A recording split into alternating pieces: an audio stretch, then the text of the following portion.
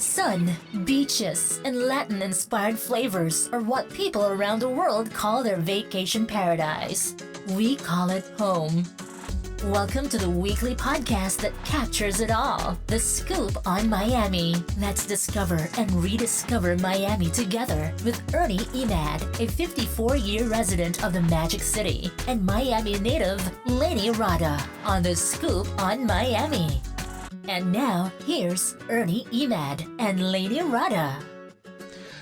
Welcome to the Scoop on Miami 120, and we are live right now. Excited to bring you the special 1 hour program. It's a little over an hour with Zoo Miami's Ron Mcgill. I'm Ernie Emad, the broker owner of One Premier International and the host. And I am standing alongside my co-host. Hi, I'm Lainey Rada, leading edge broker associate with Douglas Elliman. Fantastic. Did you have a good week? It was good. I sold a house in less than 48 hours with 9 offers over list price. That's good. That is good. It's always good to have a property in that hot price range in South Florida. Low inventory, well priced, and market is doing great. The market is doing fantastic. So let's see. We start every week with an inspirational quote. And what is the inspirational quote this week, Lainey? I thought that the right person to bring up this time is Jane Goodall, because we were all about animals this show. So she said, what makes us human, I think, is an ability to ask questions, a consequence of our sophisticated spoken language. And that's what we do, ask a lot of questions.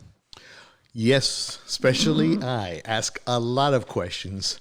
But that's how you learn, and that's how you can really serve your customers and make sure that when you're asking a lot of questions, that you're also doing more listening, so that we use these two a lot more than this one. Yes, in direct proportion. You have 2 ears and 1 mouth.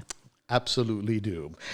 So every week we go with Miami Rewind, and it kind of ties in what the whole program is all about. Do you want to give us a little lead into this week's Miami Rewind?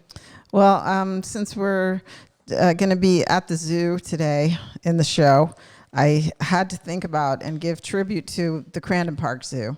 And I got to ask Ron Mcgill if he remembered my old friend, the baboon named Gus. And he did. So I was really happy because my brother said, I think it was an orangutan. And I said, no, it was a baboon. So I won. But that's okay. We also learned funny. That there's only 2 animals left. Yes, from the old zoo. From the old zoo into this zoo. So that was also very interesting. An elephant and a Galapagos tortoise. Tortoise. Yes. Absolutely. We had a good time there. I had a lot of technical issues, so my sincere apologies. But I was able to finally put it all together as best I could. And let's go with Miami Rewind right now with Lainey Rada. It's time to take a look back with Lainey Rada. Miami Rewind. The Matheson family had a coconut plantation in Key Biscayne.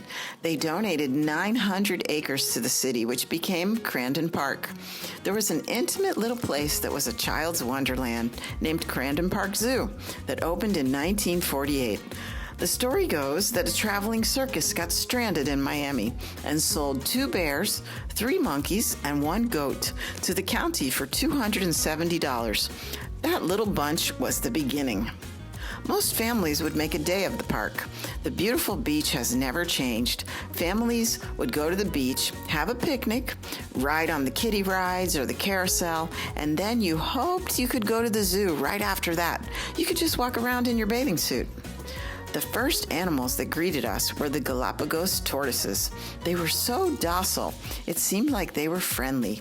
You could reach in and touch their backs. There was Gus the baboon. I never forget the otters because of the revealing tank they swam in. I could go on and on, as well as many grown-up kids who went there. The path was only 1.5 miles, and it was a treat. It had a mini vintage railroad station that rode a small train around a track. There was also a tram to ride past a giant steaming cauldron of gold coins. The anticipation came crossing the small wooden bridge to enter the petting zoo barn. There were these great machines that molded plastic animals. They smelled unique, and you watched those few minutes while the press was making your new toy for 25 cents. I wish I saved one. I thought the building full of bats was creepy.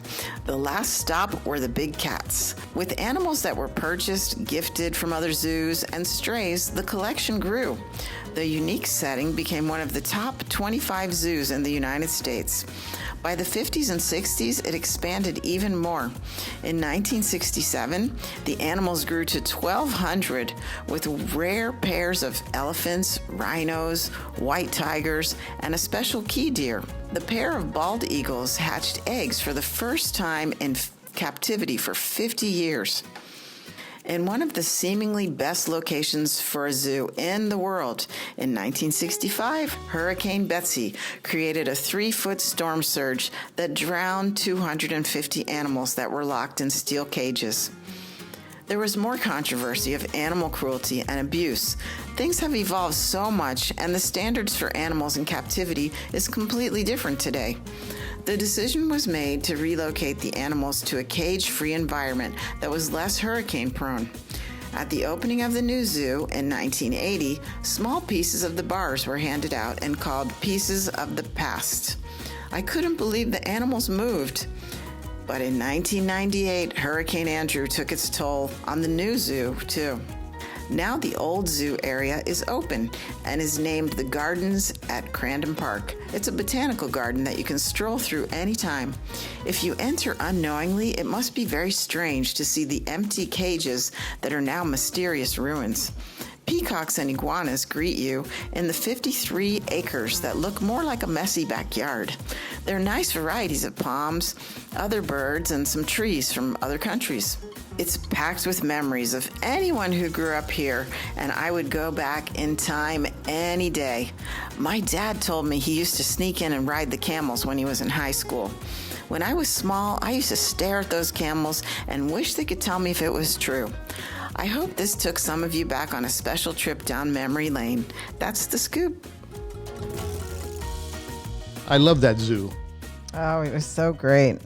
Fantastic for kids, and just the nice way that you could go to the beach and just come, walk on over and hang around. Yeah. It was so intimate. Obviously, the animals are much better off right now Yeah. than before, but it was much more intimate. It reminded you of the Orange Bowl. You were so close to the action, Yeah. and now that's gone. But I guess all zoos were like that, right? All caged in and Circuses, and so forth. things were a lot different then. Absolutely. So on Friday of this past week, we went in to see Ron Mcgill in his office. And what a unique office. It's like walking into a memorabilia place. It's so neat. All of the people that have interviewed him throughout the years took over one of the walls. So you had all these famous newscasters and reporters and so forth. Celebrities. And a lot of stuff about Miami. And obviously during the hurricane, he had some old newspaper clippings behind us. He had one of these little squares for everybody that has ever interviewed him. And I thought that was neat. I guess when they interviewed him, he asked them for that. So that was pretty unique. But I know we're going to start with a co-hostess, and then you want to do the introduction of Ron Mcgill. Do you want to go ahead and do the introduction let's now? do the bio now. All right, perfect. So let's go ahead and introduce Ron Mcgill to everyone. Yes. Ron Mcgill is the Zoo Communications and Media Relations Director for Zoo Miami. He's also a Nikon ambassador for the United States. He was born on February 28th in 1960 in New York City. He's married with 2 children. He's worked with wildlife for over 40 years. He's the host of HITN's National Wildlife Documentary Program, Mundo Salvaje con Ron Mcgill. As Zoos Miami's Goodwill Ambassador, he's made frequent television appearances on many programs, including National Geographic Explorer, the Discovery Networks, The Today Show, Good Morning America, The Late Show, CBS This Morning, Dateline, and CNN, as well as Spanish networks Univision and Telemundo.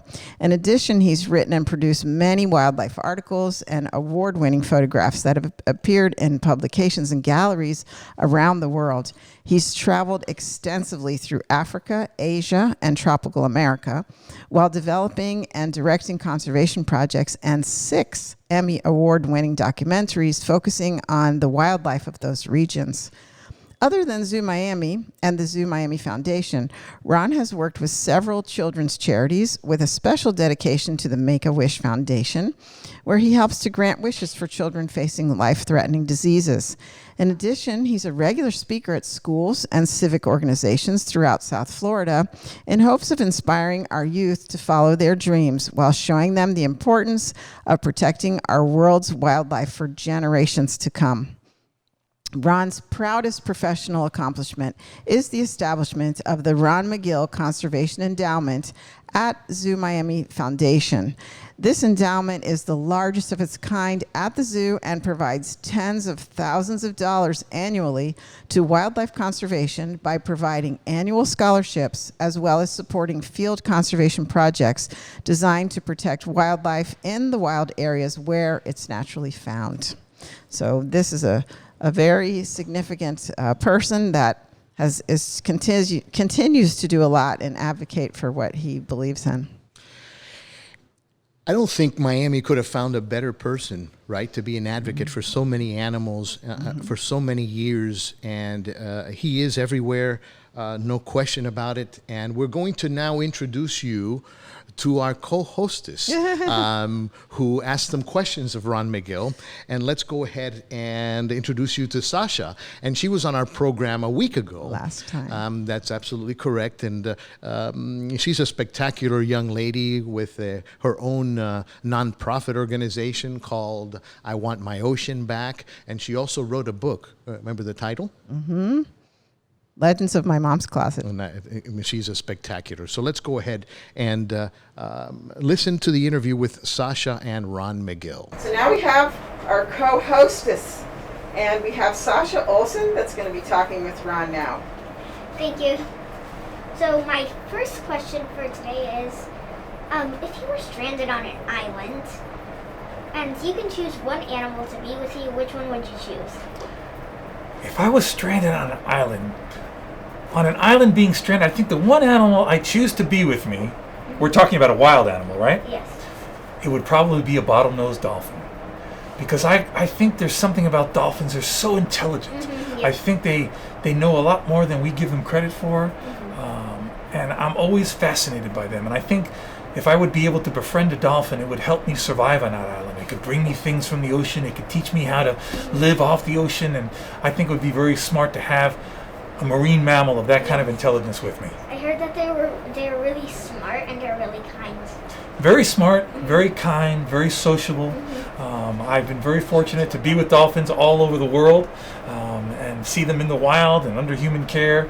I've helped rescue dolphins that have stranded, and I've been very impressed by how intelligent they are, how compassionate they seem to be with each other in many ways. Very fascinating animals. And what's an animal show or documentary that everyone has to see? Planet Earth. I think Planet Earth, one of my heroes. If you look up on that wall there, you see that gentleman I'm handing that award to? That's Sir David Attenborough. He's one of my heroes. He's the person who was one of the greatest wildlife presenters in the world. I watched him on television for many years, and he narrates the good version of Planet Earth. So if you get a chance to see Planet Earth, watch it. It's some of the best filming, the best nature documentary I've ever seen. Yes, I'll get home and I'll watch it right away. Good, you're gonna love it. Thank you. My next question is... Okay, one second. My next question is... Sorry? It's okay. Take your time. I'm so Listen, excited to meet you today. you are a wonderful young lady. I want you to know, I looked at this book that you're working on. This is a precious book. This is a great reflection on what a great person you are, what a great adult you're going to be. I think you're going to grow up to change the world, and people like you inspire Thank you me. so much. Okay? So don't ever be overwhelmed by anybody. You know, my father told me something when I was your age, and he said, listen, no matter who you meet in the world, they will know something that you don't know. But you have to understand that no matter who you meet in the world, you're going to know something that they don't know. So what's the lesson there? The lesson is you should always talk. You should always exchange ideas. You should always exchange information, because that's the best way to learn, right? Yes. Okay, I'm very impressed by you Thank you because so much. you came in here and you didn't have any notes or anything. You just started talking. You started asking me your questions. You know, I know a lot of adults that can't do that. So congratulations. Thank you. All right. Okay, so my next question is, if animals could say something to us right now in 2020, what do you think they would tell us? They would say, help save our planet. This is our home. It's not just a home for the animals, but it's a home for us as human beings. You know, animals for us are what we call indicators. They indicate to us the health of the planet. And when we start seeing things like animals, populations becoming lowered, animals going extinct, animals not being able to reproduce properly, that should be a warning flag to all of us that not too far in the future, that's going to happen to us. When you start seeing things happen to animals, that should be a warning sign to all of us that we need to do something. We need to make a change to make sure we're protecting the world for us, because we all share the planet. So I think what animals would tell us is that understand how important our home is for you too. I think that's really also important that we take care of our environment, because a lot of animals are really suffering right now.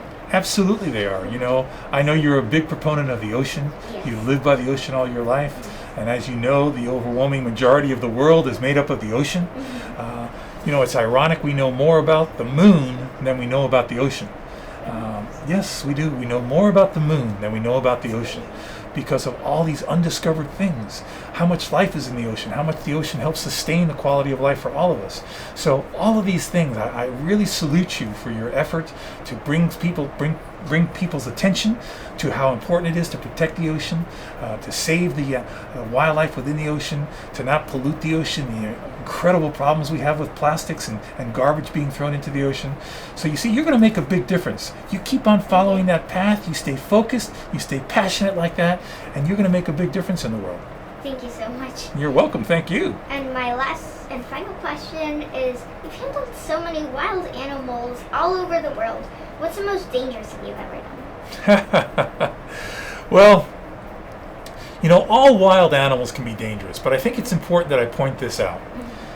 Animals are not mean, okay?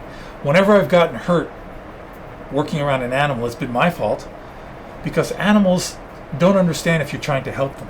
In the wild, you know, animals eat other animals. They compete with each other.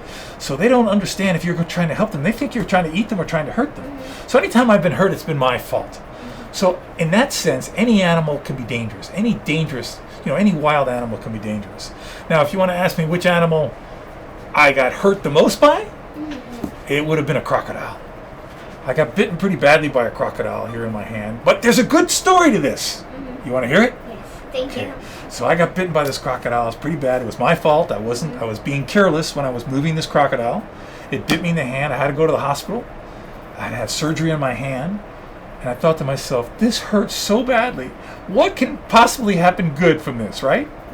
So then I'm waiting in my hospital room, and I have to go down to physical therapy, because I had to have a physical therapist teach me how to use my hand again.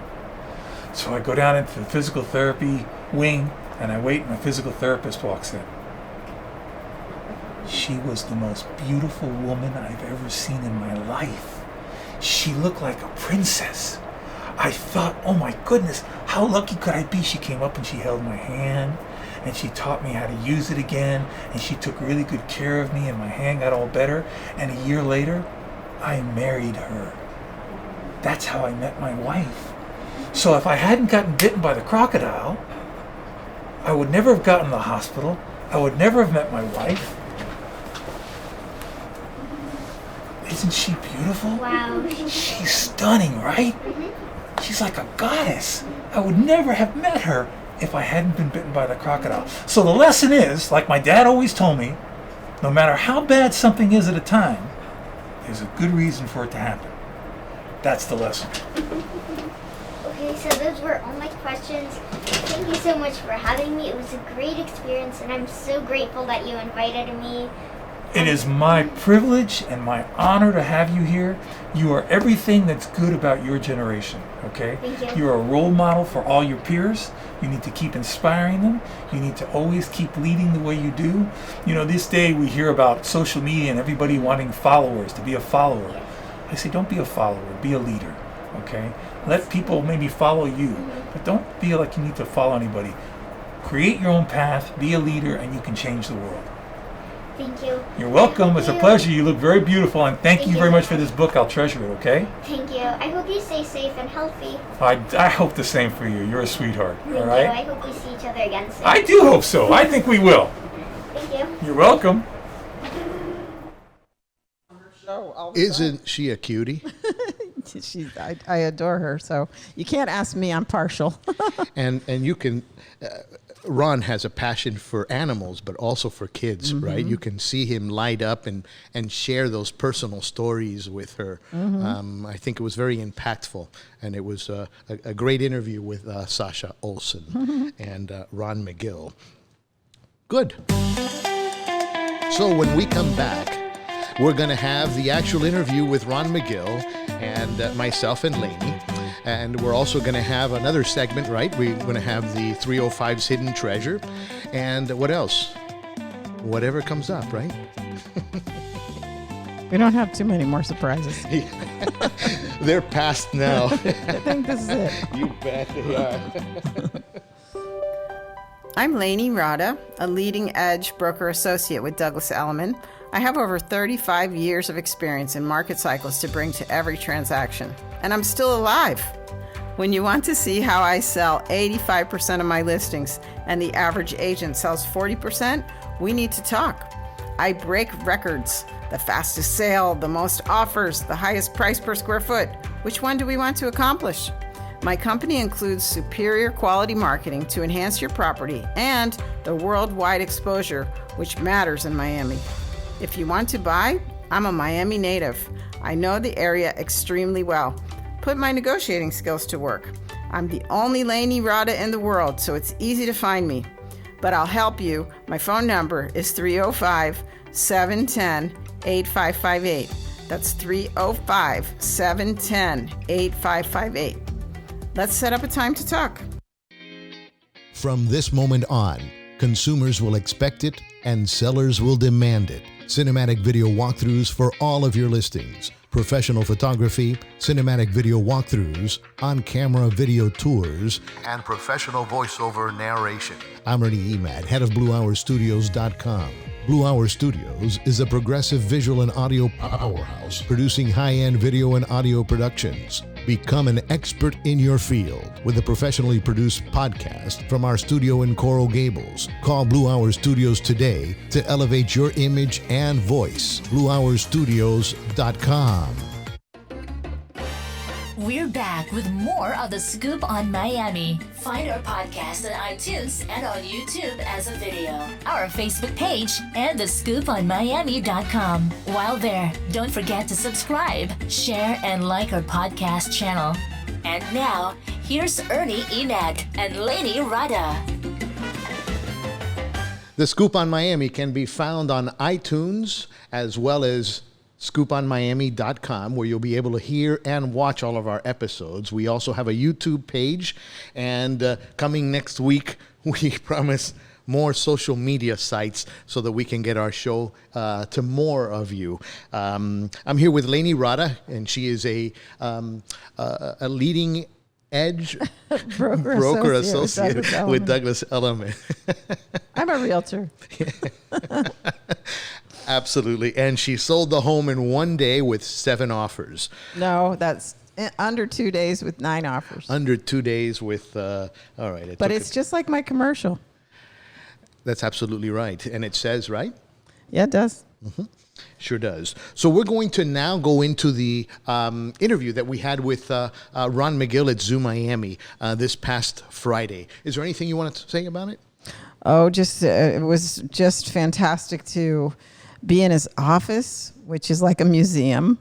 because like Ernie mentioned, the one wall has all the people that he's had interviews with, and then behind him he has all pictures of all the people that are important to him in his life. And then on another wall he has all his awards, and then he has really interesting sculptures and models of animals. Like the first one he put together was a huge frog. There's a skeleton of a frog. And then he has facing him, which he's going to talk about in the interview, are the most important pictures that inspire him every day. So it was great to learn all these personal stories and know some of the things that created the man that he is. Yeah, absolutely. So without any further ado, here is Ron Mcgill. We are inside Ron Mcgill's office here at Zoo Miami. We are so pleased that you've given us the time. We know as busy as you are, although you are all over the place. It's amazing. As I started to do some research, I've been here for 55 years. It is so wonderful, the type of acknowledgement, the type of information that you provide about these animals. You were born for this. Right? I've been very, very lucky. I've been able to do what I love to do. It's enabled me to be here for 40 years. I feel like I've been here like for a year. I think anytime I have a job, when I tell people, when you get paid to do something that people pay to do, you are extremely fortunate. So I've been able to live that dream for a long time. Well, let's not let anybody know that you would do this for free or you would pay someone to let you do that, because I've heard that before.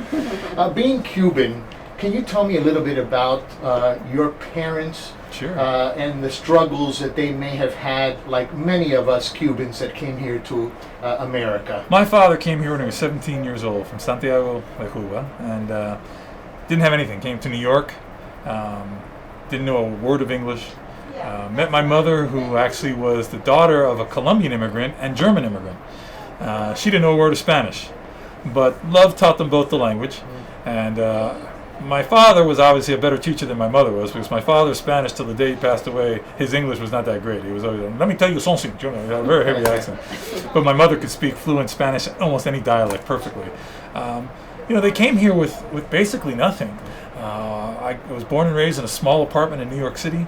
I tell the kids now that they're so lucky, because when I was a kid, there was one show on television. It was Mutual of Omaha's Wild Kingdom. I watched it every 7:30 on Sunday nights. It was like going to church for me. These kids today, you've got Animal Planet, you've got Discovery Channel, you've got National Geographic Channel. You got this plethora of great programming. I never had that. So I was I was glued onto that television. And the other thing was going to the zoo, going to the Bronx Zoo, growing up in New York. Because my parents, again, I look back, I think the greatest compliment I could give my parents is that we didn't have much, but I didn't want for anything. And I think that's a great thing. I know at Christmas I look back, my father made my toys. He was a carpenter, and he made little race cars for me that he carved, and he made all kinds of things like that. And I really loved it. I had a great time with that stuff. I didn't have a lot of the nice box toys that some of the other kids had. And in looking back, I never missed it. I enjoyed myself, but I realized my parents struggled just to make ends meet, And it wasn't until that I got older and I was able to look back and realize, wow, what they were able to accomplish for me and my sister. I was the first person in my entire family to go to college. What they made possible for me to go to college is just amazing. I carry a little bit of guilt, because my father was a carpenter, was a contractor. He worked hard every day of his life. I remember him coming home. He'd ask me to help him take his boots off, his work boots off. And my father had huge calluses on his hands from working so hard. I've never had to know that kind of work. And there's a certain amount of guilt you carry around because of that. My father had only a third grade education, and yet in hindsight, he was the smartest man I've ever known. I share those things. My parents had multiple jobs to make ends meet. And another thing that caught my attention was you were bullied, both for being Hispanic and being tall, with a bunch of other names, and we were called Spick and all kinds of being one of the first Cuban families in our neighborhood. So I shared those moments. It was a very difficult time for me. First of all, I am extremely tall. I'm 6'6", but I had gotten to be, very tall very quickly, and was much taller than anybody in my class. In New York, it's not like Miami now, where Spanish is an accepted language. It's part of our culture. In New York, I was in a part of the city that I went to school where there were very few Hispanics. My first language was Spanish, so I had to learn English kind of going to school. And man, they called me every name you could ever imagine. I was also called names that had nothing to do with my ethnicity. I was called, Mcgill, gorilla, lurch, Frankenstein, all kinds of names, to where I retreated. I became very shy, retreated into my books, to where I studied. I studied so heavily, that was kind of the way I had to escape. And then I did so well that then I skipped a grade. They said, well, so I skipped the 4th grade, which you might say, oh, that's great. What a great thing. It was really worse for me, because now I was put in further with people older than I was, more mature than I was, and I couldn't fit in at all. It was a little easier for my height, because my height was catching, even though I still was taller than everybody in my class. So it was very difficult for me. I always tell people now, if your child has the opportunity to skip a grade, don't do it. Don't do it. Just let them soak up as much as they can, because school is much more than what you learn in a classroom. It's socializing with people your own age. It's that interaction between children that's so important. Learning how to connect with other kids. That social structure is so important, because real life is not what you read in a book and regurgitate on a test.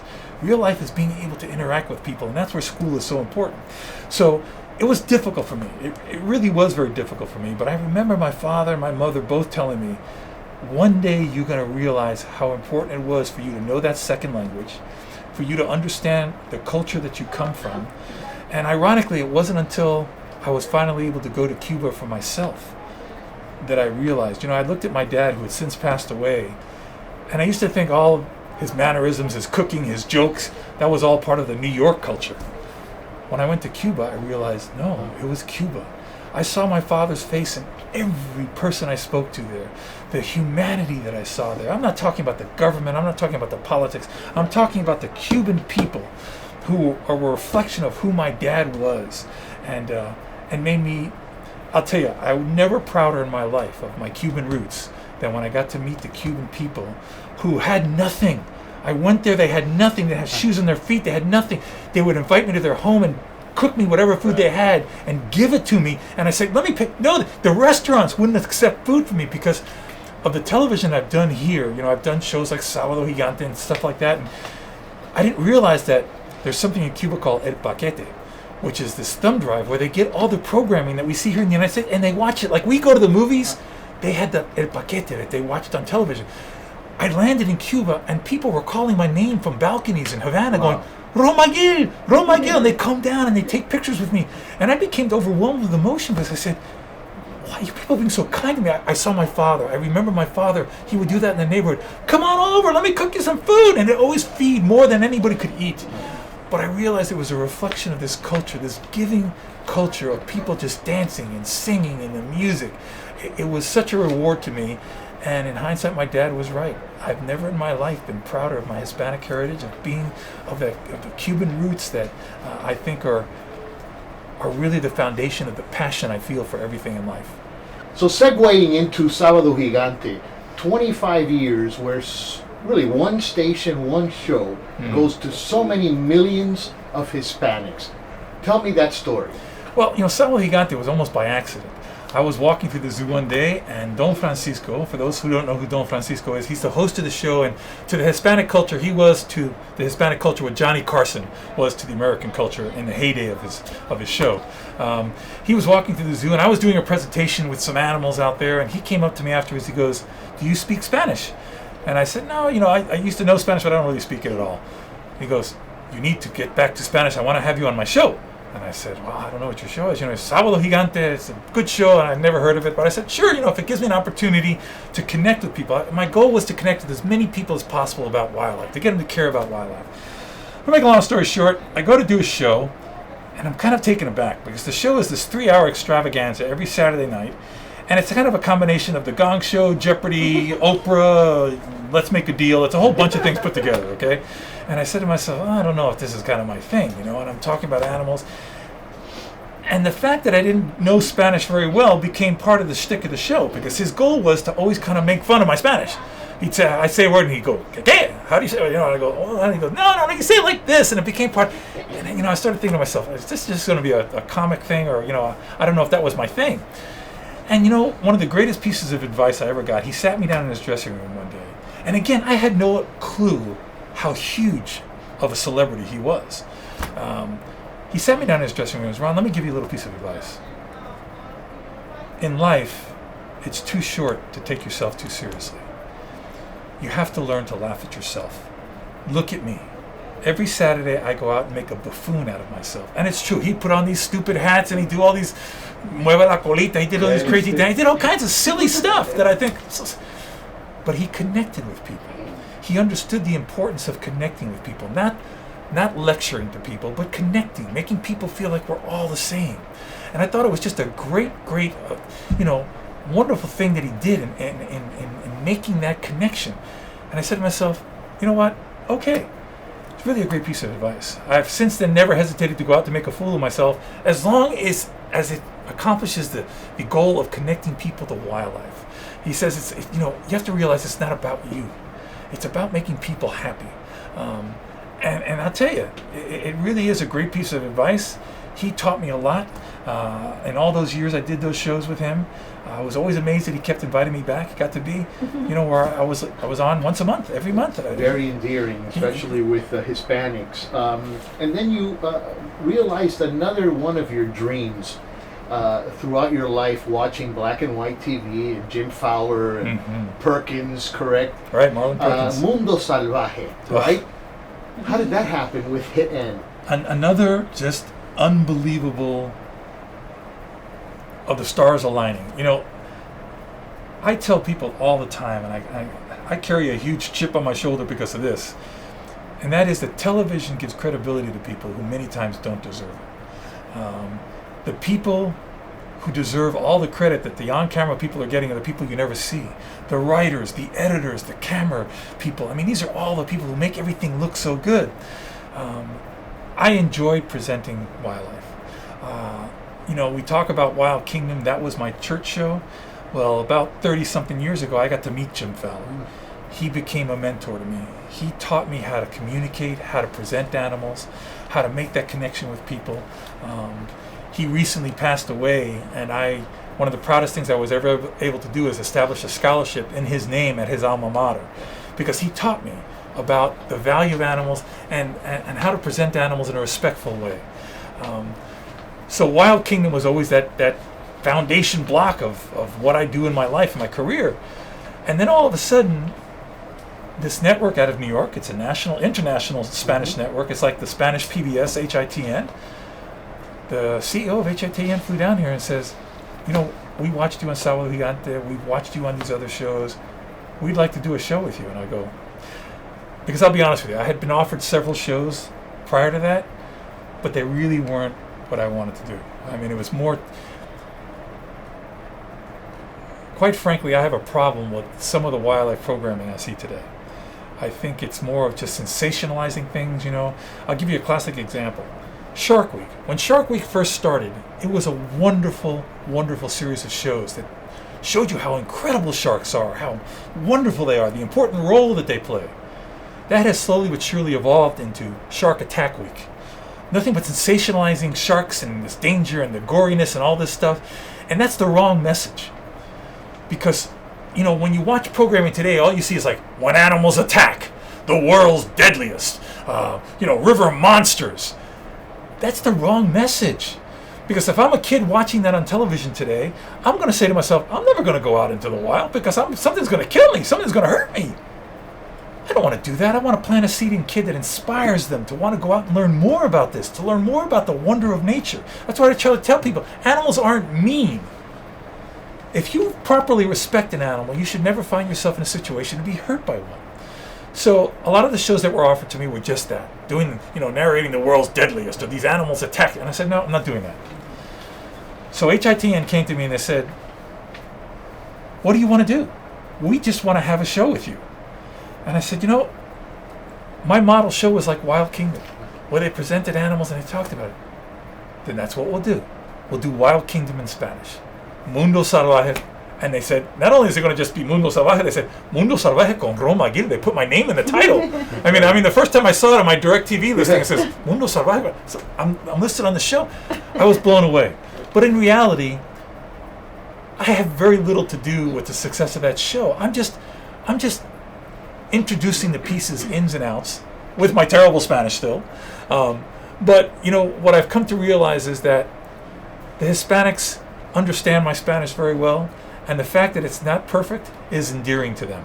It's the way most of us talk day in and day out. Well, I think I'm worse than most, but they find it endearing, and I find them, always coming there, no, encuentro tu español muy simpático. I don't know what the word is in English for simpático, but, endearing. It's just, and I've come to understand that. So I don't get all flustered when I screw up a word, or I say la when I should have said el, or I say, because I realize people understand what I'm saying, and they connect with me that way.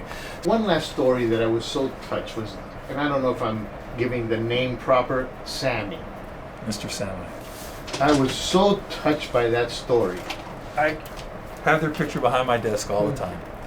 And these are two of the most amazing people I've ever known in my entire life.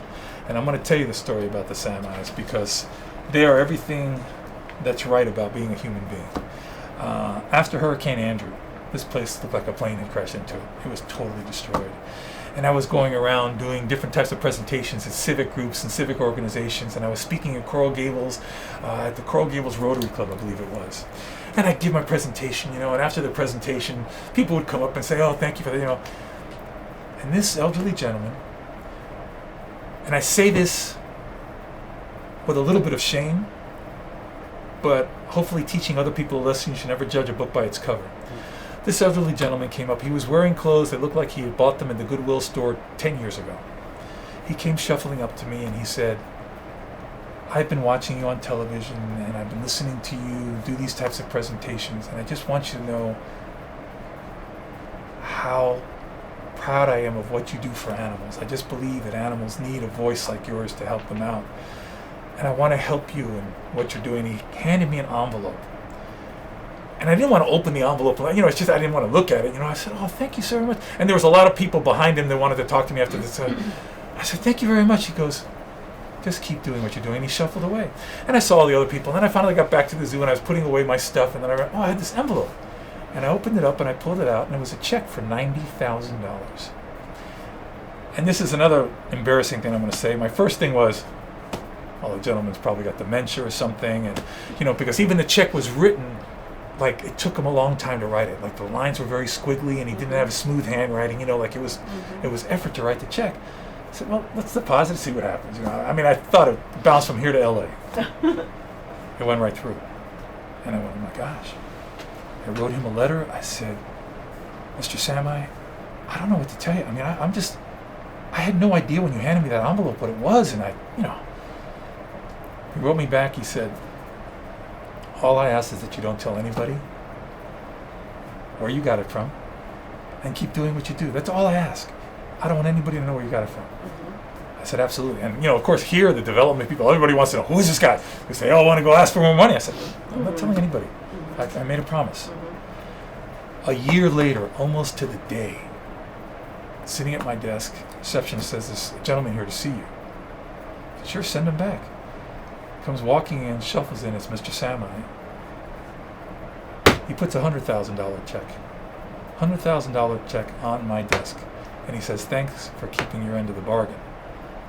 And I said, Mr. Sami, I'm sorry, I know you want but I need to know more. I want to make sure I'm using this money the way you want it spent. Mm-hmm. Is there any way we can just sit down and talk? Mm-hmm. And he said, why don't you come to the house? Mm-hmm. I'll introduce you to my wife and we can sit and talk.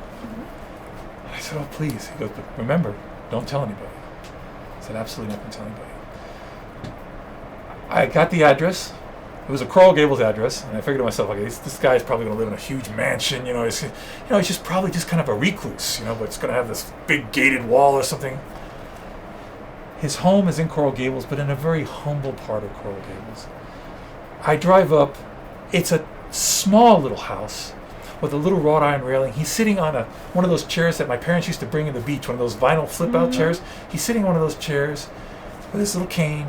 In the driveway is like some 15-year-old Datsun B210 old beat-up car, and I'm thinking, is this where this man lives? Is this what he drives? This man has given me $190,000 in the last 2 years, and he's living in this humble... And he shuffles up, he goes, it's nice to have you here. He goes, come on inside. Let me introduce you to my wife.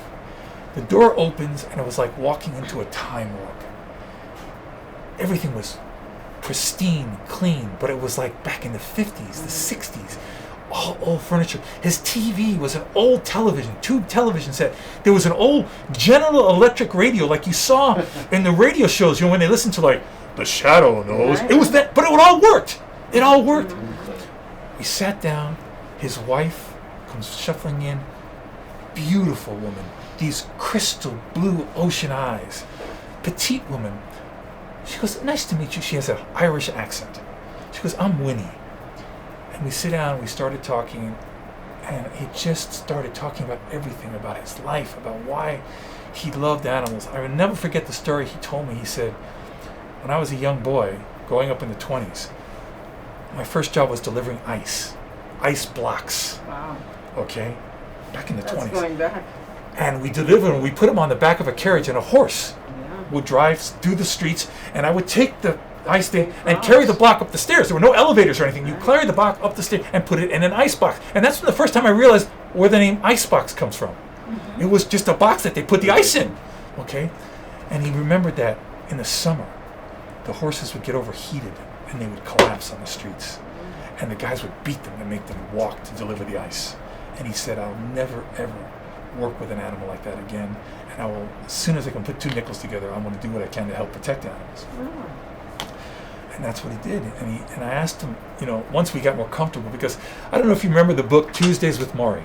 Oh, yes. Okay. Well, my life became Wednesdays with Al. Oh, I would go every Wednesday. I would go and meet with Al and have a little lunch with him and just talk. Oh, wonderful. And my dad had since passed away, and he became like a father figure to me in many ways, and just teaching me the value of certain things. Anyway, I asked him, how he made this money, because there's and he told me, he said, listen, Ron, his father was an alcoholic that as soon as he was old enough, he forced out of the house, so he stopped abusing his mother. And he remembered during the Great Depression, he said, I would go with my mom every month to pay the electric bill at Con Edison in New York. And he said, even when people had no money, they stood in line to pay that bill because everybody needed electricity. So I said the first time I had two nickels to rub together, I was going to try to invest in Con Edison. Oh, yes. And that's what he did. Good. Yeah. He bought little stocks in Con Edison, and then he bought little stocks in other, what was then, what's now Exxon Oil and things like that, all the utility and energy stocks. And that's how he made his money. He invested everything in stocks, and he never cashed them in. He never cashed them in. He just took the dividends from them, and he lived off of them. He also had his own hardware store. He made his own tool shop and everything. But he retired when he was like 50. And he just fell in love with animals. He married Winnie. They never had any children. And we just became like family. For years, every year, he gave me like $100,000. And then he got ill. He got elderly. He was in his 90s. And he looked at me one day and he said, Ron, the only thing I ever ask of you is I want to die in my house. I don't want to die in a hospital. And I said, Al, whatever I can do to make that happen, I'm going to do that. He got sick. The doctor said, you should probably go to the hospital. I talked to the doctor and I go, listen, is he going to get better? Because no, this is just going to be a slow, you need to get... And then the doctor told me about hospice care. I didn't even know anything about hospice care, but I can tell you right now, that is one of the most treasured group of people on this planet. I'm a hospice volunteer. It's the greatest respect I have for human beings are hospice workers, because what they do is priceless. And we had hospice care with him. And slowly but surely, he started going downhill and downhill. And I'd never seen anyone die before in my life. But I was with him. And I was holding his hand, his wife was holding his other hand, and the hospice nurse was there. And as that happens, he takes a breath, and then there's no breath for like 5 minutes. And there's another breath, and there's no breath for like 10 minutes. And then there's another breath, and then there's no breath, And I looked at the hospice nurse, and he puts the stethoscope, and I look at him, and he goes, that's it, It was the most peaceful transition I've ever seen in my life. I remember because from that day on, I was never afraid to die again. It was just an incredible, incredible thing. And his wife looked at me and she goes, is he gone? I go, he's gone. What was really amazing to me was the last thing he said to me was, please take care of Winnie. That was the last thing he said to me. The last time he really could speak. He said, please take care of Winnie.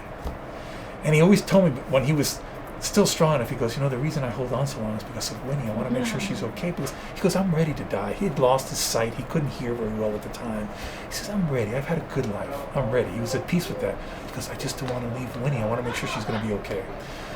So when he passed, I made him that promise. I said I would do that, and I did. But 3 weeks after he passed, I got a call from his attorney and his wife, his widow, said, I need you to come to the office. Again, to make another long story short, they read the will. The will left $100,000 and the house to his wife, and left the rest of everything he had to the zoo in my name, stipulating that only I could say how that money was spent. He didn't trust government very much. He didn't trust bureaucracy. He said, when people have these big boards with all these people, he goes, everybody has an agenda. I trust what you do. I see what you do, which is why I give you this money. And it kind of really, really shook me to the core, because it turned out to be millions of dollars. And I was blown away by that. And we set up a trust here at the zoo. The amphitheater was built with a lot of those funds, because the amphitheater is the hub for the zoo where people can come and learn about animals. It's called the Sami family amphitheater after him. I told him, I said, Al, I'm going to name something after you. Because he never wanted his name on anything. He goes, after I'm gone, I guess it would be nice if people knew my name a little bit. Because he had no children. He had no nothing. This will inspire other people. Exactly. Looking at the picture, such a kind. He was the kindest, gentlest soul you could ever imagine. His wife was an angel from heaven. And I went through the same thing with his wife. Several years later, his wife went into hospice care, and she asked me the same thing. She says, Ron, like Al, I just want to... And I'll never forget something that happened. And he was a hospice worker. I don't know if this ever happened to you, but when you talk about goosebumps, she had gotten to the point where she would go in and out of consciousness, and again, like Al, the breathing became labored. She wasn't really cognizant of anything, and I'd sit there and I'd hold her hand every night. And then one night, I will never forget this, because I still get goosebumps. She opened her eyes clear as day, and she sat up and she goes, Albert, Michael, like that. I'm looking at her, and the hospice nurse goes, who's Albert and Michael? I go, that's her husband and her brother. She goes, they're not alive anymore, are they? I go, no. She goes, she'll be going soon. I still get emotional thinking about it, because I said, what does that mean? She goes, they've come together. She's seen them. And I go, what? And this was a seasoned hospice nurse, one of the most wonderful women I've ever met in my life. She goes, I've seen it many times. Right before they pass, they see this energy of people they love, who tell them it's okay to come. Yes, to welcome them. To follow them. And the next morning she passed. And I'll never forget that as long as I live. And from that day on, I believe in those spirits. I believe in my dad. I believe in those people being around. Because that's beautiful. These people are like no one I've ever met in my life. Ever in my life. I don't know if I'll ever meet anybody like that again, but I feel incredibly blessed to have met them, to have known them. This is everything that's right about being a human being with these two people. It's a good segue, because you wanted to ask him about some of the other people. Foundations that he has, and now you know where some of the funds come from. Because That's right. So go ahead and ask. Yeah, I was going to ask that. Yeah. That's great. No, I'm a hospice volunteer for people that die alone because God bless it's you. people's biggest fear. Oh, God So it's bless a you. very rare calling of when that happens because most people have someone, Right. but they were lucky that they had you. I was lucky to have them. Yeah, so it was mutual for sure. That's very special. I was wondering because you have touched on definitely some of the famous people that would be appropriate guides for you and people that you would look up to or be feel like they were like you.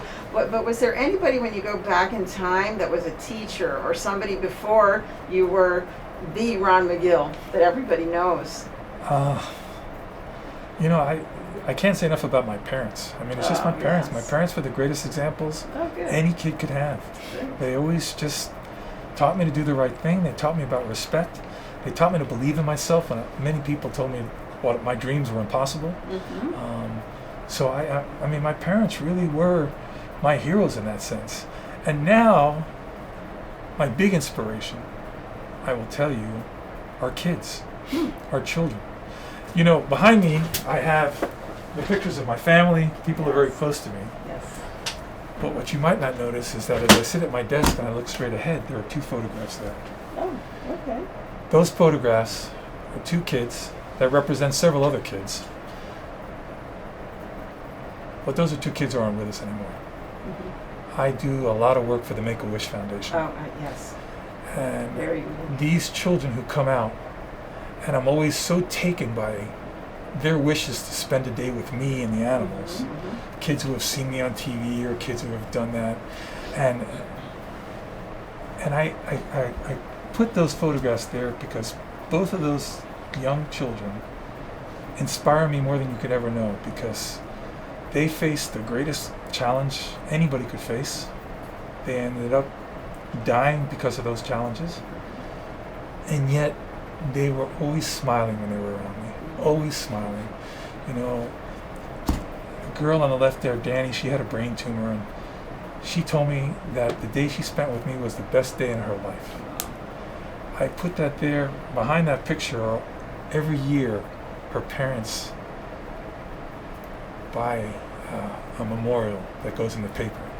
And I cut it out and I put it back there every year. 'Cause I'll never forget that girl. You know, I'll never forget the young man. These are people that their smiles were everything. And it made me understand that, you know, there's that old saying that it doesn't matter at the end of the day what kind of car you drive, what kind of house you live in, how much money you have in the bank, but that you make the difference in the life of a child. And that reminds me, when I get upset about stupid little things, you know, something that doesn't go right and I get in a bad mood or something, I look there and I go, stop it. You got nothing to complain about.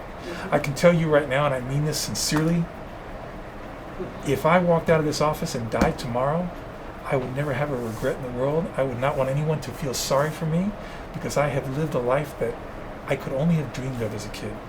I've traveled around the world. I've stepped on every continent. I've done things that as the son of a Cuban immigrant who had nothing, to have been able to experience what I have is, I worry every day that things have gone so well for me that I'm going to experience some kind of tragedy, and it wouldn't be with me. You know, every night before I sleep, I always pray. I say to God, I say, God, the only thing I ask is that I outlive my wife and my children. That's all I ask. I want my kids and my wife to be happy, healthy, and safe. That's it. Anything that happens to me, I've already gotten way more than I deserve. So I always try to keep my feet grounded on that. I also try to make people understand that I've dedicated my life to protecting wildlife and to making people understand wildlife. But having said that, I also want people to understand that there is no single human life or a single animal life that's more important than a human life. Sometimes I get a little upset when I see the media grab a story because there's some video of a puppy being saved, okay? And there are children suffering with nothing. And because the suffering is so extensive, it's like people become numb to it. I don't ever want the challenge of an animal to be more important than the challenge of a person, of a child. I've always felt that if we keep those priorities correct. If we take care of the people, they'll take care of the animals. So we have to understand that. I learned that after Hurricane Andrew here. Was, again, because I was very lucky to have met all these people, to have these platforms in the media, doing the Today Show, Good Morning. We had tons of people bringing us all kinds of supplies, bringing us trucks of ice and things like that for the animals. And I'm thinking there are people right down by Cutler Ridge Mall that are waiting in line just for ice, for anything. They weren't getting it. Water. And you're bringing stuff. I go, listen, folks, these animals are fine. They're used to being outside. They don't need ice. Okay? They don't need these things. We've got the food for them. They're used to being outside. It's the people who've lost their homes now outside in the element, are not used to it. So I would take those trucks and I say, please, don't stop here. Take the next exit down the turnpike at Cutler Ridge Mall, and you'll see there are people waiting in line. Give them those supplies. We have to keep our priorities straight. We have to make people understand what really is important. I try to do that in conservation. I'll tell you a real quick story. You're gonna have to edit this, but I'm gonna tell you a real quick story. Are you doing okay? Yeah. Okay. This is, and then I'll stop after this. No, The first time I went to Kenya, I would lead trips to Africa, and people going on safari to Africa tend to be fairly affluent. They tend to have a lot of funds because it costs a lot of money to go there. So this one woman, I'll never forget her, wonderful lady, very affluent. She had a home here in Miami. She had a home in Vail. First class everything. We went to Africa. We're in Kenya, and it happened to be, we got there, and a farmer had just killed an elephant that had raided his crops. This woman went up, before I could even grab her, she went up to him and just started laying into him like, how dare you shoot that animal? That animal was here before you were here, and you had no right to do that. I took her to the side, because this man was distraught. He was so distraught. And I said, listen, Joyce, you flew over here, and the price that you paid for your first class ticket from Vail, Colorado, is more than this man is going to see in 5 years. Okay? What just happened there with that elephant is that elephant eliminated all the food he had for his family for the next several months. That's how he's going to feed his family.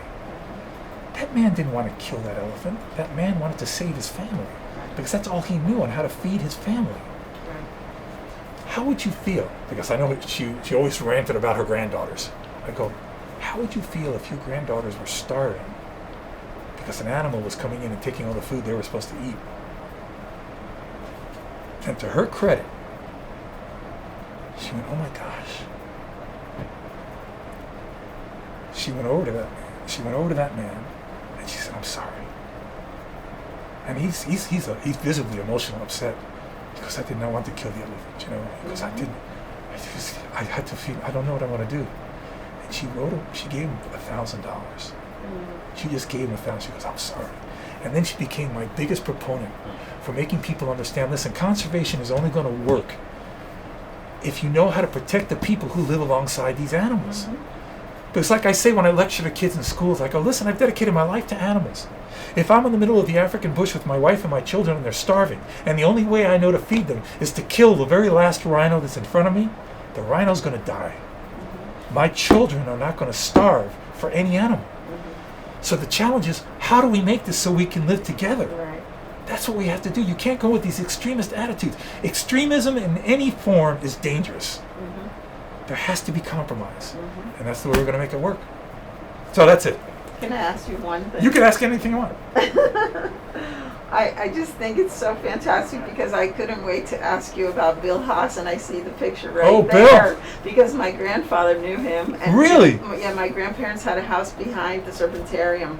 So my grandfather used to tell me the stories about him, and I saw that you got to work with him, or what did you do with him? Yes, that was my very first paid job, working with animals, was at the Serpentarium. I started there as a tour guide. Okay. Because I didn't have any animal experience. Okay. And then I slowly became a zookeeper and cleaning the cages. Okay, but only allowed to clean the cages of the non-venomous snakes and the harmless animals. On US 1 at 128th, right there, right next to Sunnyland Park. Right. And I went there and I started cleaning the cages. And then I became a supervisor, and I had another guy clean it, and then he let me start cleaning the venomous stuff. Working with the venomous stuff. Bill Haas was not much of a talker.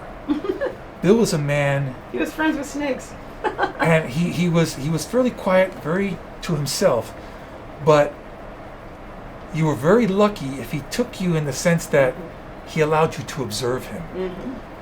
And I got to that point where I was able to watch him, and he watched, and he taught by example. I watched the way he worked animals, and he taught, and it was really incredible to see a man, again, no formal college education, but smarter than most college graduates I've ever met. And he gave me my first job, my first opportunity, and then made me curator of reptiles at the Serpentarium. And that was something I'll never forget. And then he gave me that picture when I left, where he writes in there, I see that. into all your future endeavors, hope to see you back in the fold. I moved on, but I will treasure that photograph and treasure my memories of him and the opportunities he gave me. That's fantastic. Was there anything other special that you had in question? Because I know I took a few extras that you. I know I could talk to you for sorry. everybody could talk to you for a long time because it's just so, you do so many important things. Again, I got to tell you, Lainey, I really don't do so many important things. If I have any gift at all, is that I'm a storyteller. Yeah. I like Yes, you're telling. very good at I that. like telling I stories. tell everyone you're the best speaker I've ever seen. Well, I like telling stories because I like to engage people like that. You're really good But at there it. are people that are so much smarter, that do so much more. And it's that, going back to that chip I tell you I carry on my shoulder, but it's because passion. people see you on television and they just think you're a lot more than you are. And I want people to understand, like this young lady, Sasha, I look at her and I think, gosh, I wasn't nearly as smart and as passionate at her age It's passion. when I was that age. Yes. So, we need to feed that passion. We Yes, need to keep definitely. enabling those That's why kids. we brought her to show her, give We her have a to- great example. We have to keep enabling those kids. Those kids like Alexander who want to ask those questions, Yes. have those big eyes. Because those kids, it's cliche, but they are the future. I know. You, exactly. you plant the right seeds I in them agree. now, and they're going to make the right decisions as they get older. I agree. And that's something to me. So those are the people who inspire me. I can tell stories, but I was lucky enough to be embraced by people who allowed me to live those stories. Yes. Well, I wondered, because we wanted to just give a shout out to Pittman Photo, and I wanted to, I really did not understand what's the process, because you have this right here, Yeah. of how do you become a Nikon ambassador, and what does that entail? Like, what do you have to do after that? Do you have to keep doing something? Like, how does that work? Well, that was another thing that I don't know if people again, know being that. the luckiest person in the world. Being a Nikon ambassador is one of the greatest honors a photographer can have. There are only 36 of them in the world. Oh, I didn't 36 know of them. that. Yes. Wow. Then it sure is. We keep adding a little bit to the list, but it's not like just any photographer can become a Nikon ambassador. Okay. A Nikon ambassador is someone who uses photography to empower people, to inspire people, Okay. and to get them to make a positive difference in the world. When I received a call from Nikon in New York, their headquarters in Millville, New York, saying, we would like you to become one of our inaugural Nikon ambassadors, I thought I was being punked. Again, I think to myself, this can't be true. Are you kidding me? I know there's so many great photographers in this world. Sure. But they expressed to me, it's not just your photography, it's passion. It's being able to tell stories, being able to inspire others to want to take good photographs, and be able to convince others that they can. Because, there's too many people in our world today, and I've seen it in various lectures, where they go in and they lecture and they speak down to people and they say, this is why I'm so good and why you probably never could be. Yeah. I'm sure you've come across some of those lecturers that are so full of themselves. They just want you to know why they're the best, as opposed to telling you why you can be better. I think I've seen that a lot with artists. Yeah. So, but photography is like, get a little on that board. Photography is one of those things where, you've got to... One of the greatest photographers I ever met, named Joe McNally. Oh, He's, yeah, he's a absolutely. fellow Nikon ambassador, Yes. okay? And when I first heard Joe speak, Joe went up and I'm thinking, oh my gosh, that's Joe McNally, Sports Illustrated, Life Magazine, Newsweek, the guy is legendary. And he started showing a bunch of images that quite frankly weren't that good. And I'm thinking, and he's just clicking through, he's going, there's another one I did, there's another one I did. And he had this smile, he turned around and he looked and he says, those aren't very good, are they? And I didn't want to say like, no, I don't know, because you're Joe McNally. He goes, I took all of those pictures. And I want you to know that I had to take a ton of those pictures before I ever took a picture that was good enough that you could see. Oh, that's good. And I still take bad photographs. We all do. Don't think that when somebody comes up here and shows you pictures, that that's everything that comes out of their camera. And I said to myself, finally I got someone telling me that, you know what, you're going to take a lot of junk. You got to go through a lot of junk before you get good. Yes. And Joe was one of those people who empowered me. He made me feel like I could be a good photographer because I can do the things that Joe does and just go through this trial and error and learn. You know, Joe to this day never stops learning. Joe says he learns from me, which I think is a crock, but he'll tell me, no, I love the way you do it. That's a great thing what you do. And that empowers people. I think it's very important that you empower people. You don't tell people why something's so difficult. You tell them why they can do it. That's it. That's a nice message. Yeah, and Joe was my model for that. He really was. So the Nikon ambassador thing is a huge privilege. I feel honored to be one. To continue being one, I just have to keep telling my stories, doing my presentation, showing people how to take good photographs, and hopefully inspire them to get a camera and to do it themselves. Yeah. Well, just in closing, you have your conservation, which we learned a little bit about that, and also about the harpy eagles. I don't know what you would like to share or talk about, because we definitely want to take this message to the public, and that's the main reason why we came, is to make sure that everyone knows how to give back to you. I'm going to end on that, which is the most important thing in my 40-year career here. Yes. When I started working here 40 years ago, it was never my intention to work for an attraction. I'm going to say something to make some people uncomfortable, especially my coworkers. I am not fond of having animals in captivity. I don't believe in ever taking an animal out of the wild and putting it in captivity. So I want to preface that by saying the animals you see in the zoo today, 99.9% of them are animals that were born in captivity. Right. And the other 0.9% are animals that are so old because 50 years ago they were taking animals out of the wild. Right. But having said that,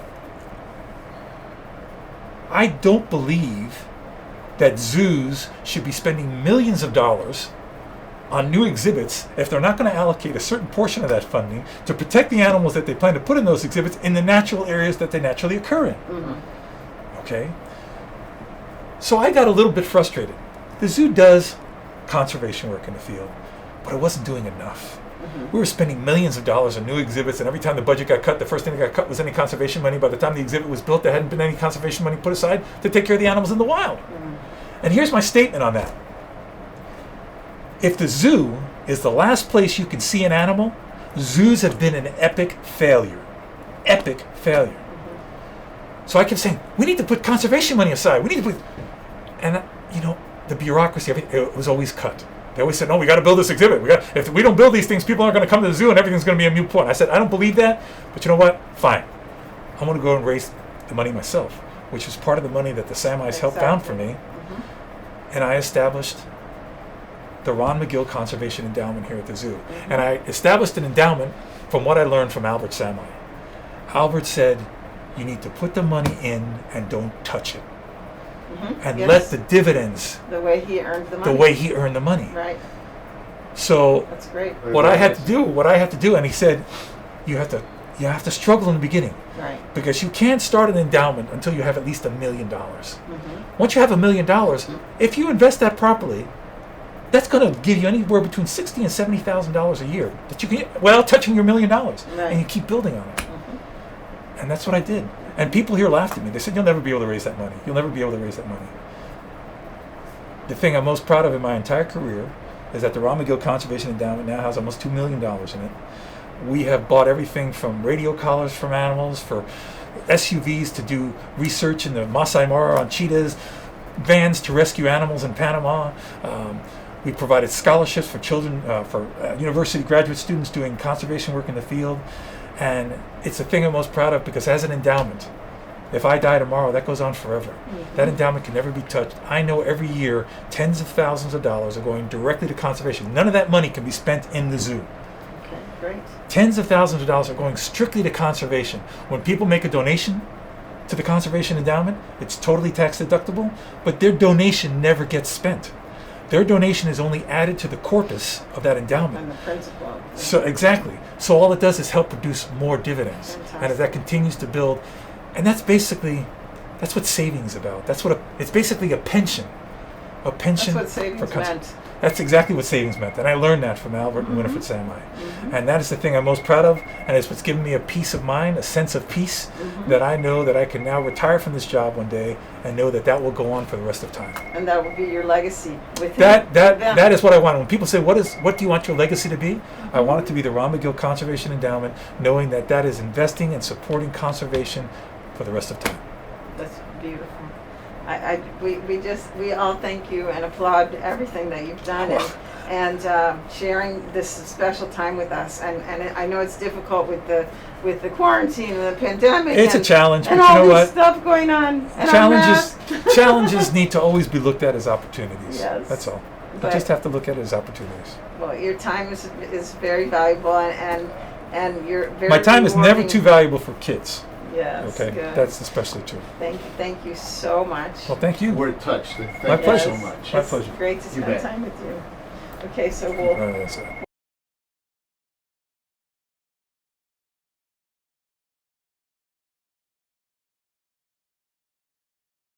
Have to say about us.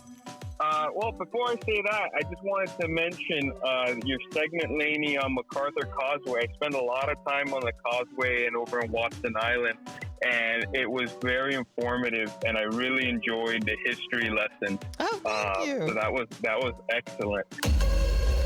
Hi, good afternoon. First of all, I just want to start by saying that was a beautiful segment, very well done. Thank you. Very, very nice and very accurate. Thank you. Thanks for having me. Oh, it's just a thrill for us. Thank you so much for celebrating the ball and chain and highlighting Thank you so much. the Coyote story. But Ernie and Lainey, I just want to thank you guys for everything you're doing for the community and the podcast. I know it's just a fantastic job that you guys are doing.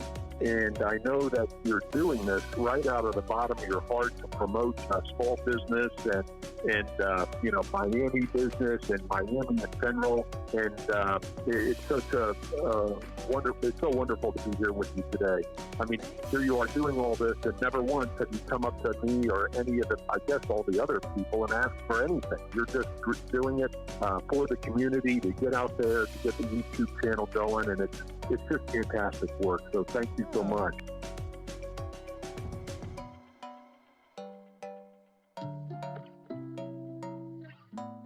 With hundreds of brokerages, thousands of agents, how do you cut through all the noise? One Premier International Realty, a boutique real estate brokerage located in Coral Gables, doing business the old-fashioned way, putting people first. Buying, selling, or leasing residential and commercial properties in Miami-Dade, Broward, and Monroe counties? One Premier International provides each customer a high level of service and communication experience with full-time agents from around the world bringing their unique sense of business skills and a foreign customer base. One Premier International Realty. You've heard of private banking. Now experience private brokerage, a higher level of service and knowledge. One Premier International Realty. 305-669-0233 or go online to www.onepremierinternational.com.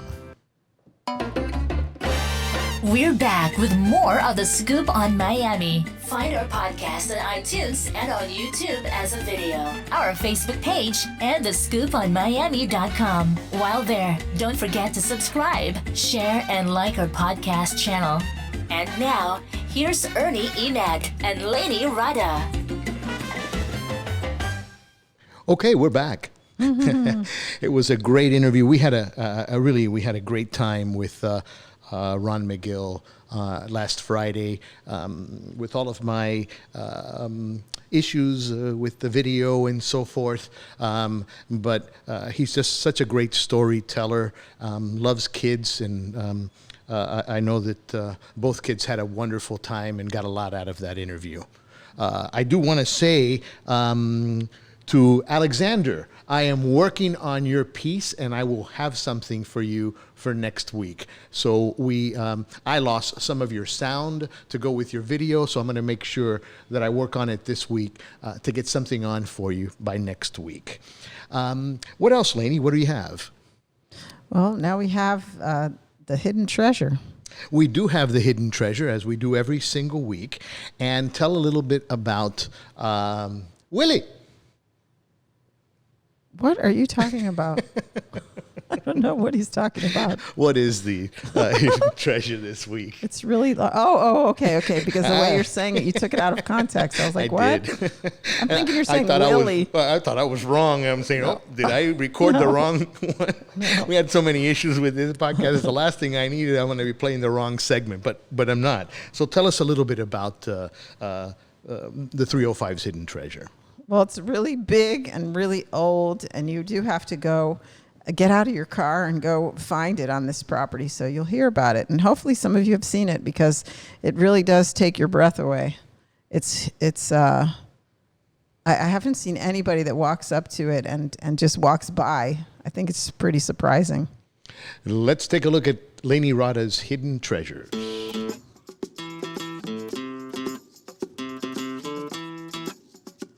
And now it's time for the 305. The 305 Hidden Treasures. Hidden Treasures with Lainey Rada. Bones tell a story. On a remote island in the Arctic 4,000 years ago roamed the woolly mammoth. In fact, this creature with mythological status roamed the entire northern hemisphere. The last ice age ended. Global warming followed 15,000 years ago, shrinking the ice and rising sea levels, creating habitat loss and lack of food. Our hidden treasure brings us right back to that moment. Titled Gone But Not Forgotten, the English artist Damien Hirst put together a skeleton of the woolly mammoth that is 9 feet tall in 2014. It's part of his Natural History series. Hirst is reportedly the UK's richest living artist. Hirst donated the piece to AMFAR, the American Foundation for AIDS Research. It was sold at auction for over $10 million. No need to dwell on the past. This one is plated in 24-karat gold and protected in glass with a gold tank for all to see. It is in the most unique setting at the fabulous Faina Hotel located at 3201 Collins Avenue. This ancestral creature will stop you in your tracks right on the pathway to the beach. Legend, history, and science are surrounded by palm trees every day. Stop by and marvel.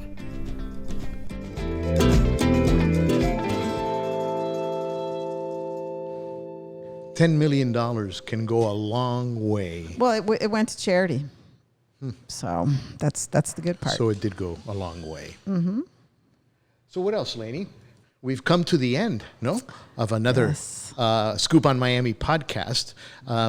We've got some stuff lined up, and we are booking the guests. We'll come back in 6 months.